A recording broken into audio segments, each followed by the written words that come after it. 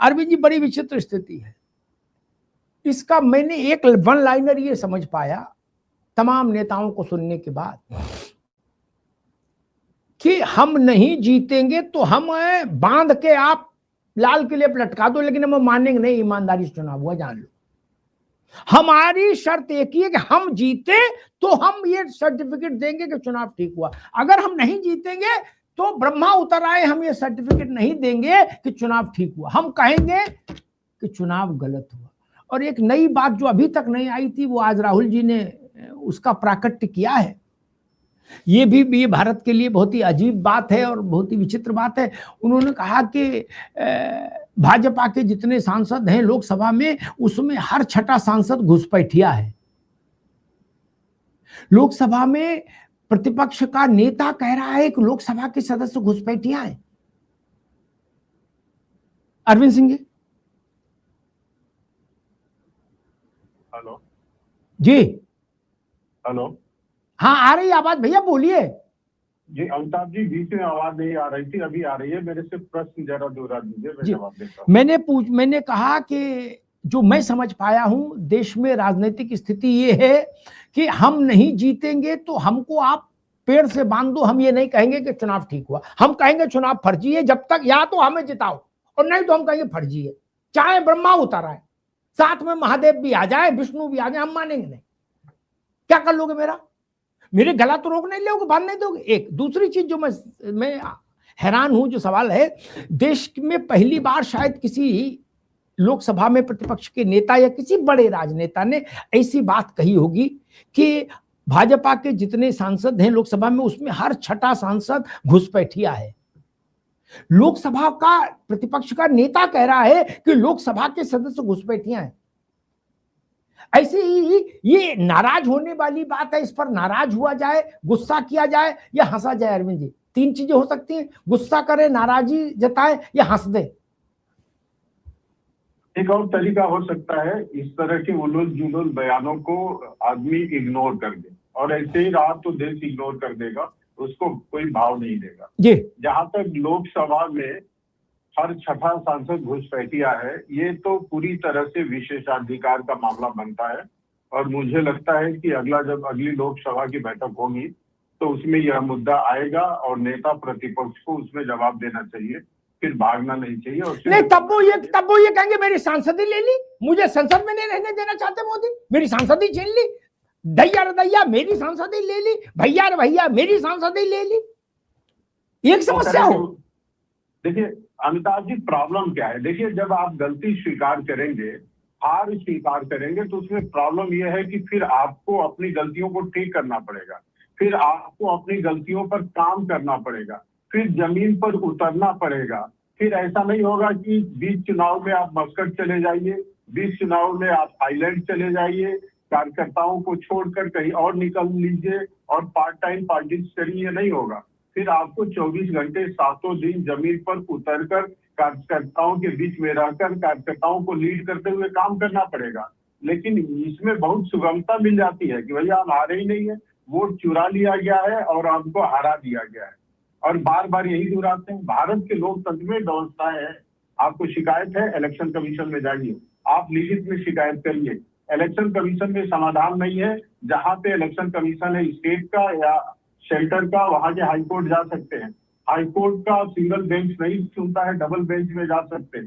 High court से न्याय नहीं मिलता है, आप सुप्रीम कोर्ट जा सकते हैं। फिर सुप्रीम कोर्ट की व्यवस्था को माननी पड़ेगी। ये हो नहीं सकता है कि लोकतंत्र का इंस्टीट्यूशन गड़बड़ है और आप सही है, ऐसे ही नकारा जाए। तो मैं राहुल गांधी जी का नाम लेके कहता हूँ, उनका एक केस गया था सुकन्या देवी का सुप्रीम कोर्ट में, और व्यभिचार का आरोप लगा था राहुल गांधी जी पर, लेकिन सुप्रीम कोर्ट ने कहा कि इसके पीछे कोई साक्ष्य नहीं है, उसने खारिज कर दिया। हम उस बात को मानते हैं। क्या कांग्रेस के कार्यकर्ता मानेंगे कि आज भी कहा जाए कि राहुल गांधी ने सुकन्या देवी के साथ व्यभिचार किया था? इस तरह से लोकतंत्र चलेगा? कहीं ना कहीं किसी के बात को मानना पड़ेगा ना, कहीं ना कहीं आपको विश्वास करना पड़ेगा। आपके पास न तथ्य है, न प्रमाण है, ठीक। और एक लाइन और दीजिएगा, एक लाइन अंताब जी, खत्म कर रहा हूँ। जब बंगाल चुनाव हो रहे थे तो राहुल गांधी जी ने स्वयं कहा कि ममता जी के गवर्नमेंट ने करप्शन किया है, इनके करप्शन से जनता नाराज है, इन्होंने बीजेपी का आने का रास्ता दे दिया है। खुद स्वीकारा बीजेपी गवर्नमेंट आ रही है, और आज जब गवर्नमेंट आ गई है तो वोट चोरी हो गई है, और साथ में आपकी जो गवर्नमेंट केरल में बन रही है वहां वोट चोरी नहीं हुई है, वो लोकतंत्र का विजय हुआ है। इस तरह के हास्यास्पद चीजों को कौन मानेगा? ठीक है, ठीक है। धर्मेंद्र सिंह जी, केरल में अच्छा चुनाव हुआ, तमिलनाडु में परम पवित्र चुनाव हुआ, बंगाल में भ्रष्टाचार हो गया। एक चीज, इसी मोदी सरकार के रिजीम में 2021 में बंगाल में ममता जीत कर आई थी, तब सब ठीक था। जनता ये मान रही है, इससे इंप्रेशन ले रही है कि भाई ये नहीं जीतेंगे तो ये नहीं मानेंगे, चाहे इनका कुछ कर लो आप, ये ढीठ हैं, ये तभी मानेंगे जब ये इनको जीते। तो जबरिया तो कोई जीत नहीं सकता। आज तक ऐसा कोई मैकेनिज्म तो बनाने के नहीं, हम नाराज हो जाएंगे हमें जिताओ, ऐसा तो ये घर तो है नहीं कि लड़का नाराज हो जाएगा तो बात मान लो। यहां तो वोट मिलेगा तो शासन में आएंगे, नहीं मिलेगा तो नहीं आएंगे। धर्मेंद्र जी, आज अखिलेश जी भी पूरी शक्ति और सामर्थ्य के साथ इसमें कूद पड़े हैं, और एक उन्होंने रोचक बात और बता दी। अब उस पर लोग अलग अलग ढंग से अपनी प्रतिक्रिया व्यक्त करेंगे। उन्होंने कहा कि हमें आईपैक फाइपैक की जरूरत नहीं, हमने उनसे नमस्ते कर ली। वो देख लिए कि ममता बनर्जी का ये हाल करा दिया आईपैक वालों ने, इतना करो मोटा माल ले लिया और ये हाल हो गया। अखिलेश जी ने उनको टाटा बाय कर दिया, हालांकि एग्रीमेंट हो चुका था। उन्होंने कहा हम तो अपने पंडित जी के साथ हैं जो 2012 में हमारे साथ थे। पंडित जी वो कहते हैं बाल बढ़ाओ तो हम बाल बढ़ाते हैं, वो कहते हैं बाल कटाओ तो बाल कटा लेते हैं। वो कहते हैं दाएं पैर से बाहर निकलो, दाएं से निकलते, कहते नहीं निकलो तो उस दिन नहीं निकलता हूं। उन्होंने ये बात धर्मेंद्र जी आज कही आपके नेता ने मंच से। तो अब जनता उस पंडित को ढूंढ रही है कि वो पंडित कौन है। खैर, मूल विषय, लोकसभा में हर छठा सांसद घुसपैठिया है। इस बात पर लिख के रख लो, अगर ठीक से परसू हो गया तो राहुल जी की लोकसभा की सदस्यता ब्रह्मा भी नहीं बचा सकते। लोकसभा के सदस्यों को घुसपैठिया कहने के बाद आप सदन में नहीं रह सकते। धर्मेंद्र जी, तो फिर आप लोग जलूस निकालोगे कि राहुल जी की सदस्यता ले ली। मतलब ऐसा बच्चा जो हर किसी की शीशे की खिड़की तोड़ रहा है और कोई निकल गया उसके कान पे 2 लगा दे तो कहेंगे लो बच्चे को मारोगे। धर्मेंद्र जी, क्या मतलब, आज तक मैंने ऐसा नहीं सुना कि किसी बहुत कम बुद्धि वाले नेता ने भी ये कहा हो कि लोकसभा में घुसपैठिया, इस जिले में घुसपैठिया, उस राज्य में घुसपैठिया। ये तो बातें होती हैं, ये लोकसभा में घुसपैठिया बता दिया, बोले सरकार भी घुसपैठिया, हरियाणा की पूरी सरकार घुसपैठिया है। धर्मेंद्र जी भैया अनम्यूट कर लो उसको जी।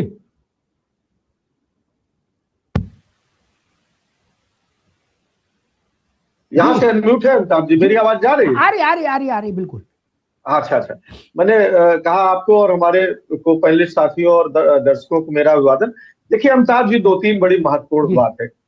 किस कंटेस्ट में, देखिए हम तो बिल्कुल बैक नहीं कर रहे हैं, ना उस बयान के साथ हैं, लेकिन जब अनऑथराइज्ड इक्विपमेंट की बात आती है, घुसपैठिया का अगर सामान्य शब्दों में आप टेक्निकल विदेशी घुसपैठियों को हटा करके अगर एक आम बोलचाल में और हम आप घर की बात करें तो किसी की संपत्ति, मकान पर, किसी अथराइज्ड जगह पर कोई अनअथराइज्ड व्यक्ति चला गया तो उसको भी घुसपैठिया कहते हैं। हमें जहां तक उम्मीद है कि राहुल जी ने इसी कंटेस्ट में कहा होगा कि जो चुनाव जीत करके आपकी पार्टी के लिए मुश्किल होगी। प्लीज लिसन मी, प्लीज हमारी बात आ जाए दे। उन्होंने किस कंटेस्ट में कहा वो तो विशेष रूप से हमारे साथी बताएंगे, लेकिन जो मुझे लगता है इसीलिए क्या, जो जिनको जीत के आना चाहिए था, जब चुनाव में हेराफेरी करके, चोरी करके, अर्धसैनिक बलों का और संवैधानिक संस्थाओं का दुरुपयोग करके वो लोग चले आए हैं, तो उसको भी घुसपैठिया ही कहा जा सकता है, अनऑथराइज्ड इक्विपमेंट जिनको हम अंग्रेजी में कह रहे हैं।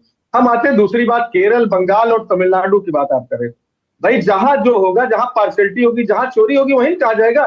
केरल में नहीं चोरी हुई, तमिलनाडु में नहीं चोरी हुई, क्यों नहीं? भारतीय जनता पार्टी कहां है भाई? क्यों नहीं हुई? भारतीय जनता पार्टी क्यों नहीं हुई जी? हिमाचल में क्यों नहीं हुई? वहां तो भारतीय जनता पार्टी, एक से रुक जाओ, हिमाचल में तो भाजपा खूब है, वहां क्यों नहीं हुई चोरी? वहां रवि प्रताप सिंह की सरकार कैसे बन गई? वहां कैसे बन गई? वहां काला जादू कर रहे थे। फिर कि किसी चोर को रंगे हाथ पकड़ लीजिए तो वो ये कहे कि हम तो कल चोरी नहीं किए, आज क्यों पकड़ लिए?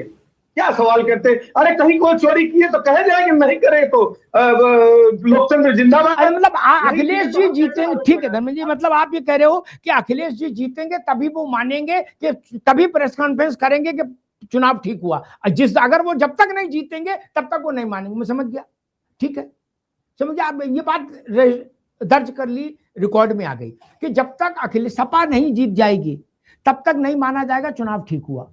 मुफ्ती नदीमुद्दीन साहब भी जुड़ गए। मुफ्ती साहब, ये अजब ड्रामा है, हिंदुस्तान के जमहूरियत की हिस्ट्री में कभी ऐसा ड्रामा नहीं हुआ कि लोकसभा के मेंबर्स को घुसपैठिया कहा जा रहा है। और कौन कह रहा है? मुफ्ती नदीमुद्दीन, कहीं समझ में आता है? उन्हें लोकसभा जाना नहीं, लोकसभा को उनके पास आना नहीं, चलो आई गई हो गई बात। जो आदमी लोकसभा में नेता प्रतिपक्ष है वो कह रहा है हर छठा सांसद घुसपैठिया है। 25 लाख 30 लाख लोगों के वोट से चुन के आने वाले आदमी को घुसपैठिया बताया जा रहा है। ये और नाराजगी किस बात से है? कि हमें जिताओगे नहीं तो हम ऐसे ही बदनामी करेंगे। ये तो बड़ा विचित्र हाल है भाई। नदीमुद्दीन साहब।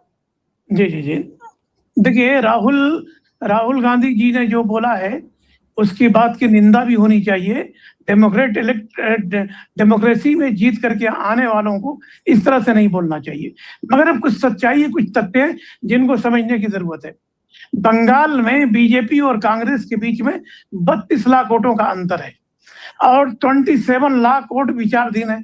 कैसे इलेक्शन हो गया? और दूसरी चीज क्या है, सुप्रीम कोर्ट का गाइडलाइंस है कि विनिंग मार्जिन वोट अगर डिलीशन से ज्यादा है तो आप सुप्रीम कोर्ट में आ सकते हैं। 45 दिन का समय है इनको सुप्रीम कोर्ट के अंदर जाना चाहिए। 50 सीटें ऐसी हैं जहां विनिंग मार्जिन से ज्यादा वोट डिलीशन हुआ, उनमें कोर्ट नहीं जाएगा। लिख लो, कोई सुप्रीम कोर्ट नहीं जाएगा, आपकी सलाह के बाद भी नहीं जाएगा। नहीं, सुनिए सर, सुनिए, उसमें से ताज्जुब ये है कि 25 सीटें बीजेपी जीती है, 25 सीटें टीम टीएमसी जीती है। अगर 25 सीटें निकाल दी भी जाए फिर भी बीजेपी को बहुमत आता है। असल में अपोजिशन में कोई ये मालूम नहीं है, अपोजिशन सिर्फ मुसलमानों के हद तक हो गई। अब आप बताइए, 18-19 में से 18 मुसलमान जीतते हैं, सिर्फ एक हिंदू जीतता है, और 32 या 33 बंगाल के अंदर जीतते हैं। तो आप हिंदू का वोट नहीं लेते, आप कह रहे हैं कि ईवीएम में घोटाला है, बेईमानी हो रही है। अरे भाई, तुम मेहनत कहाँ कर रहे हो? तुमको जो मेहनत करनी चाहिए वो नहीं कर रहे हो। आप मुसलमानों का वोट ले रहे हो, हिंदुओं का वोट नहीं ले रहे हो। जब तक आप हिंदुओं का वोट नहीं लोगे, ये मुसलमानों का वोट बेमाने और बेमतलब होकर के रह जाएगा। बड़े अफसोस की बात है। मैं कहता हूं डेमोक्रेसी के अंदर अभी तक ममता बनर्जी को रिजाइन कर देना चाहिए। अगर हिंदू हिंदू को वोट डालता रहेगा, मुसलमान मुसलमान को वोट डालता रहेगा, कोई भी पार्टी जीतेगी मगर देश हारेगा। देश की डेमोक्रेसी को मजबूत करने की जब जरूरत पड़ेगी कि हिंदू मुसलमान को वोट दे, मुसलमान हिंदू को वोट दे। ये राहुल गांधी को समझने की जरूरत है। राहुल गांधी और कांग्रेस की टीम, मैं बंगाल जब कवर कर रहा था तो कई कांग्रेस के लीडरों से पूछा कि भाई आप होटल में सो रहे हो, क्यों नहीं निकल रहे हो? तो बोले कि हमको यार जीतना ही नहीं है, हमको थोड़े बहुत जो मुसलमान वोट दे देंगे वो दे देंगे। तो बताइए, जिनकी पार्टी दिवालियापन यहाँ तक है उनके बारे में बोलना बेमतलब और बेमाने है। मगर एक बात तो है कि 27 लाख वोट जब विचाराधीन थे तो कैसे इलेक्शन हो गया? इनको सुप्रीम कोर्ट जाना चाहिए।